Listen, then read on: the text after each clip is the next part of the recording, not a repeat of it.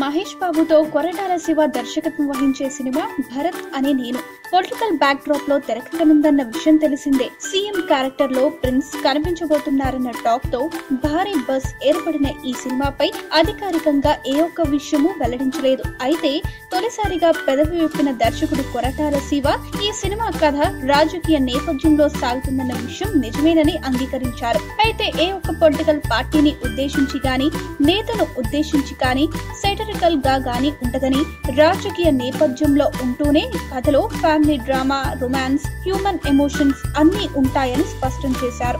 ఇంత చెప్పిన Koratala prince CM గా కనిపించబోతున్నారా లేదా అన్నది మాత్రం అధికారికంగా చెప్పలేదు. వచ్చే ఏడాది సంక్రాంతికి రిలీజ్ ను టార్గెట్ చేసుకున్న ఈ సినిమా షూటింగ్ ఇటీవలే ప్రారంభమైంది. ప్రిన్స్ సరసన బాలీవుడ్ ముద్దుగుమ్మ కైరా అద్వానీ హీరోయిన్ గా నటిస్తుండగా ఓ ప్రత్యేక పాటలో అందాల బొమ్మ అనుష్క నృత్యం చేయనుందని టాక్. దేవిశ్రీ ప్రసాద్ సంగీతం అందించబోతోన్న ఈ సినిమాను నిన్ను కోరితో ఇటీవల సూపర్ సక్సెస్ అందుకున్న డివివి దానయ్య అత్యంత ప్రతిష్టాత్మకంగా నిర్మిస్తున్నారు. మహేష్ సినిమాలకు ఫ్యాన్సీ డేట్ గా మారిన జనవరి 11న ఈ సినిమాను విడుదల చేయాలని భావిస్తున్నారు.